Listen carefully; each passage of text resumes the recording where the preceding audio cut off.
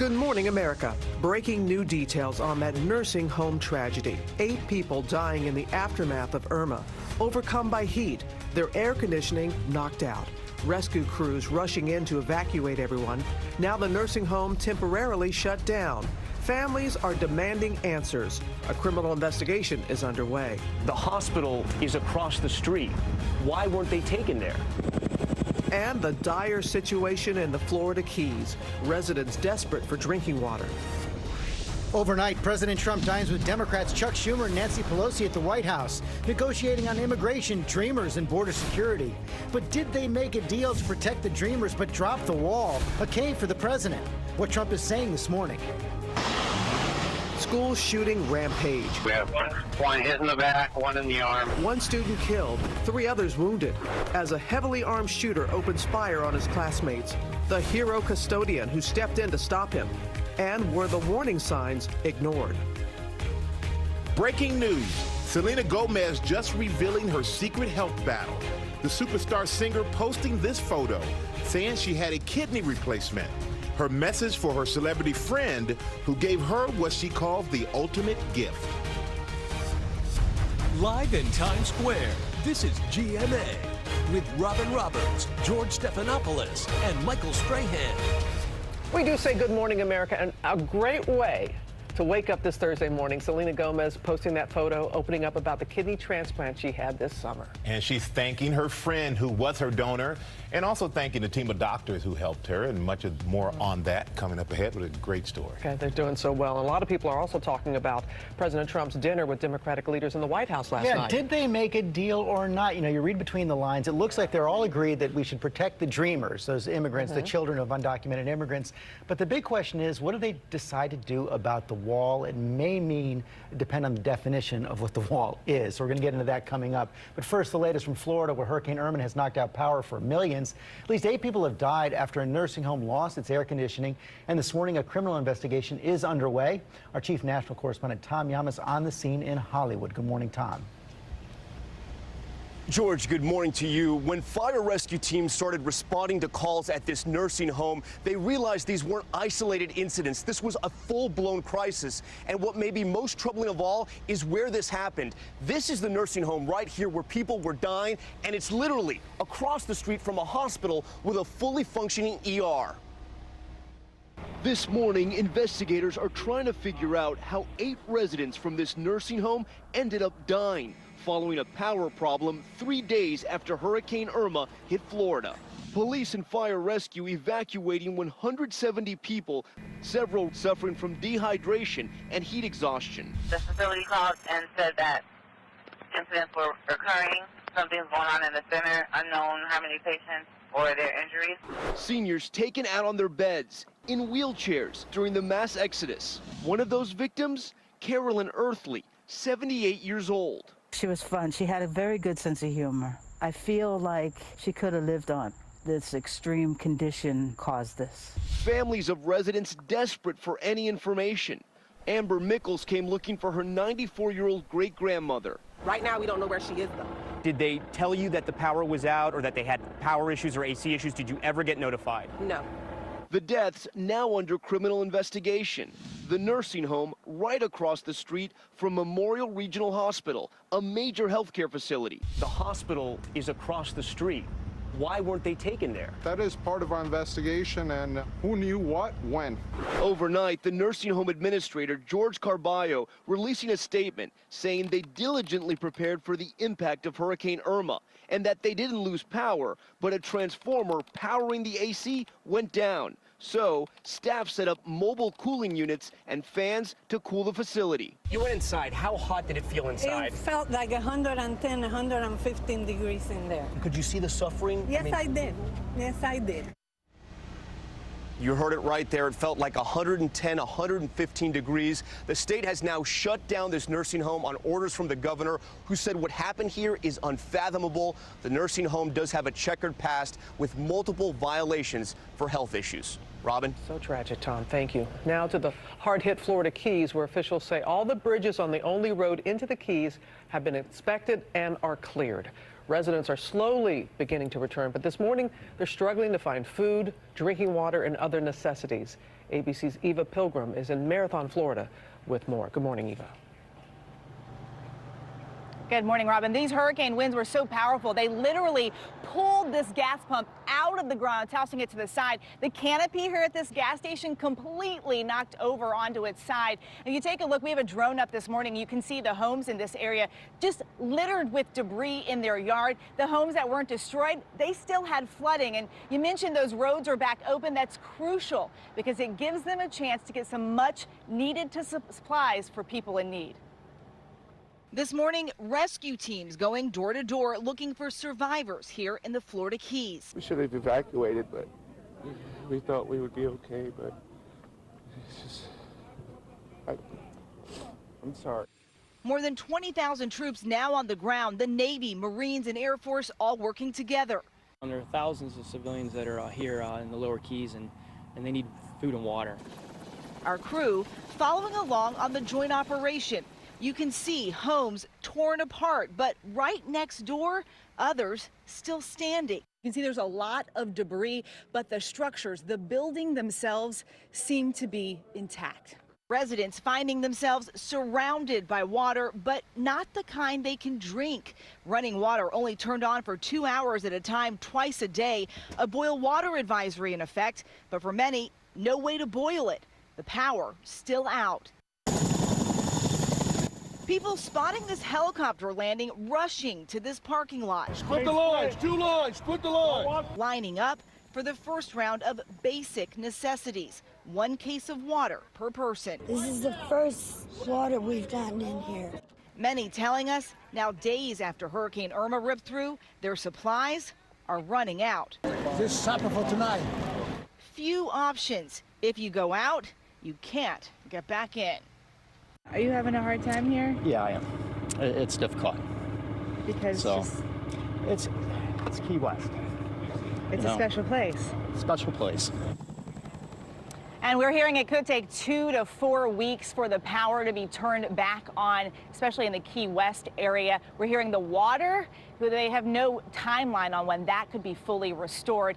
We are seeing, though, some things go back to normal. While we were in Key West yesterday, we saw a bar open serving beer. George. First things first. Okay, Eva, thanks very much. Latest now from the White House after that late night meeting with top Democrats who say the president agreed on pushing legislation to protect the Dreamers, but did not demand his border wall in return.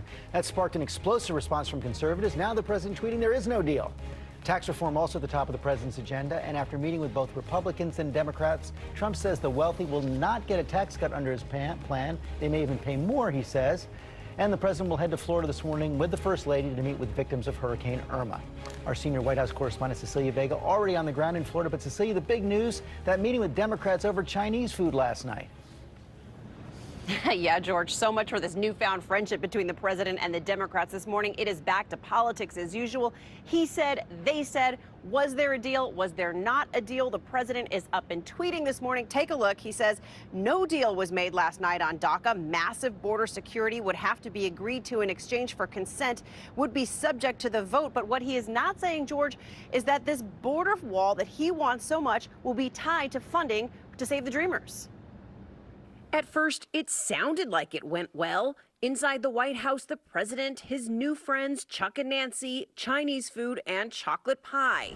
When it was over, the two Democrats in the room released a statement calling it a productive meeting, saying both sides reached an agreement to protect the Dreamers in exchange for beefing up border security, but that did not include money for the president's border wall. Believe me, if we have to close down our government, we're building that wall. No less than 30 minutes later, Press Secretary Sarah Sanders took to Twitter saying, while DACA and border security were both discussed, excluding the wall was certainly not agreed to. That bipartisan dinner turning into dinner theater. Senate Minority Leader Chuck Schumer's spokesman tweeted right back saying the president made clear he would continue pushing the wall, just not as part of this agreement. Bipartisan had been the buzzword of the day.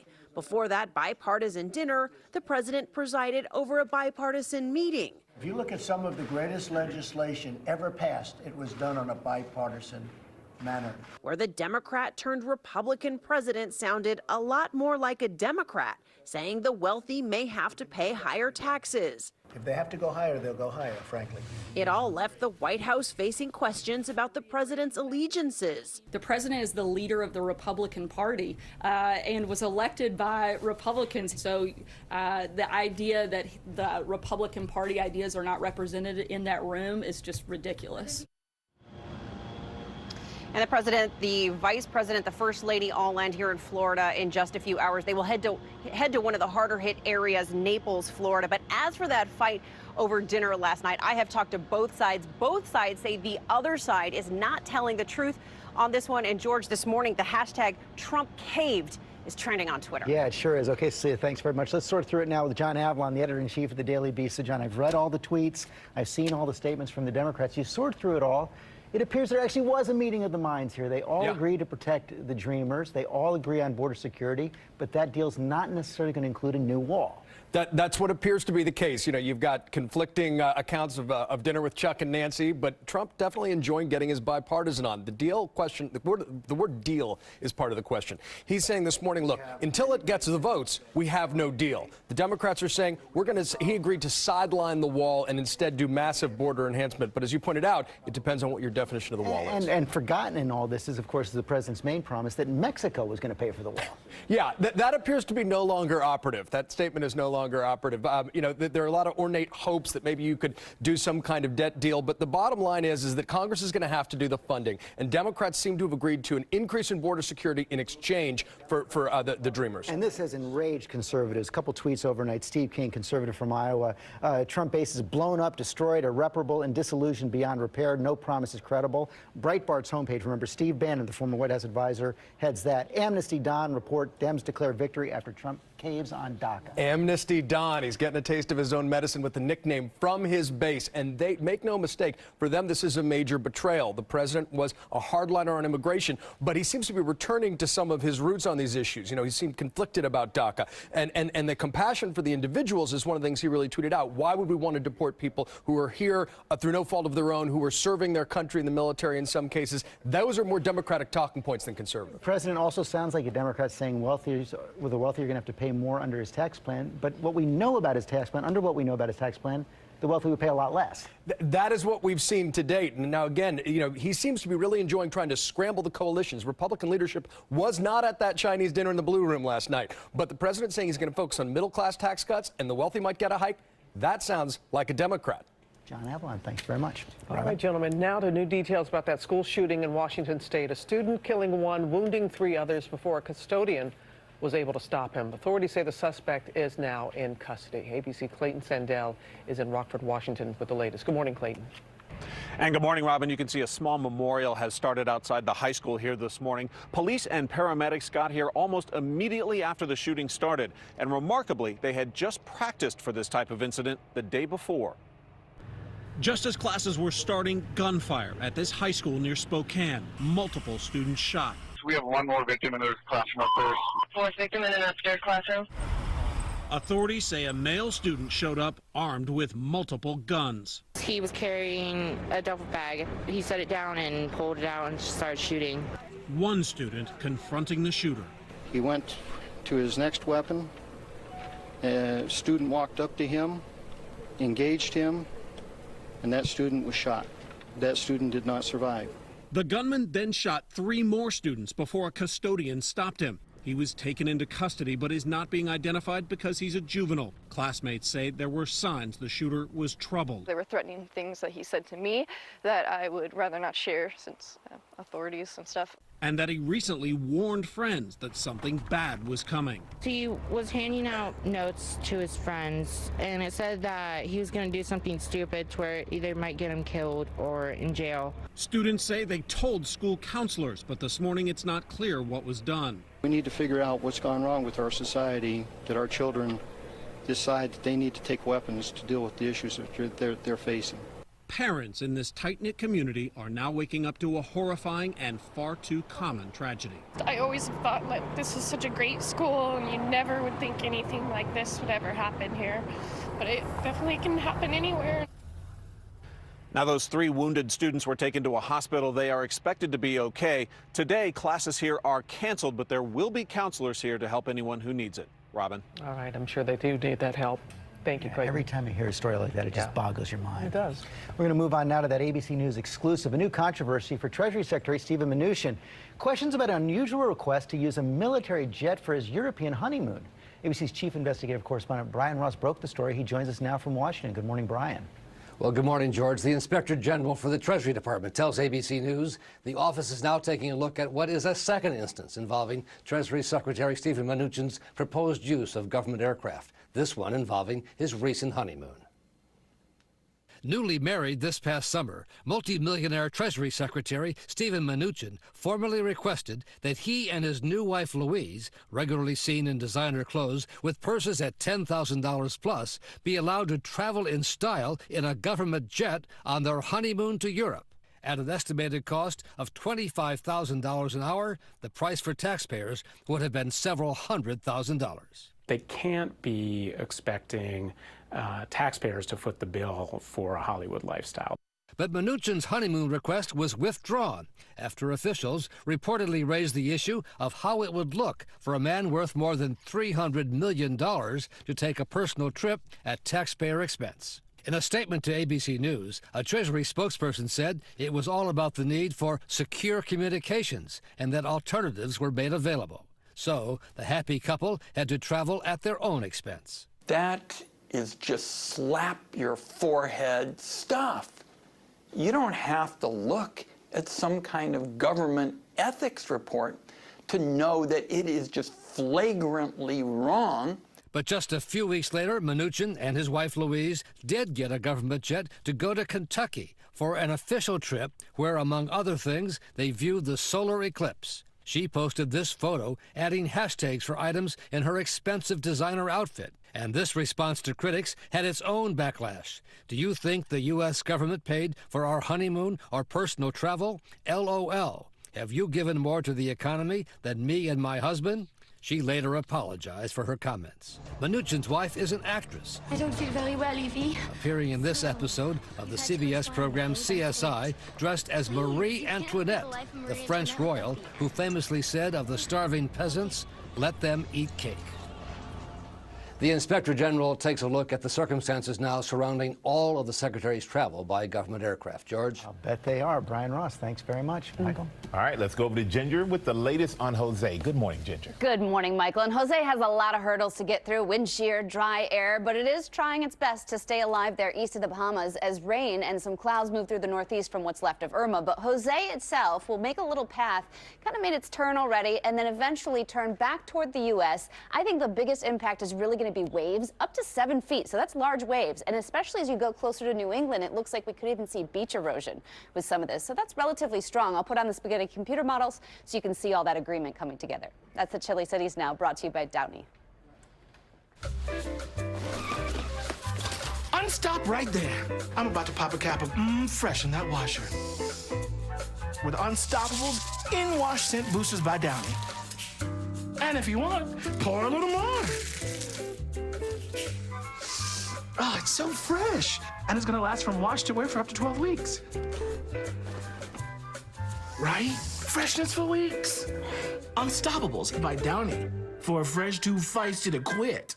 Well, a little wet weather will move through our area today, but temperatures will be similar to yesterday. We'll get up to around 80 degrees. There could be a little bit of a midday break for us as we get ready to get some more showers, maybe even some thunder showers in here for the afternoon and evening. The weekend, gorgeous, 83 to 84. We're going to be looking at just a little bit of humidity, but overall dry. And look at the pattern for next week. We've got temperatures coming up starting on Thursday that'll be in the 70s as we approach first day of fall on Friday. You know what makes me okay with inviting fall? This beautiful picture from Colorado, right? It is. And then you go, that's okay. Yeah. Bye, summer. That's right. Until it's winter. And you're like, wait, no. Beautiful fall color that you're wearing. Yeah. Well, thank you so much. Yeah, looking great. All right, everybody, coming up, that breaking news from Selena Gomez, the superstar singer, revealing she had a kidney transplant and her celebrity friend was her donor. New details when we come back. You've got to make better choices, Jane. Farewell, cookie dough ice cream. What's that you're drinking? It's Trop 50. It's fine. It tastes delicious and has 50%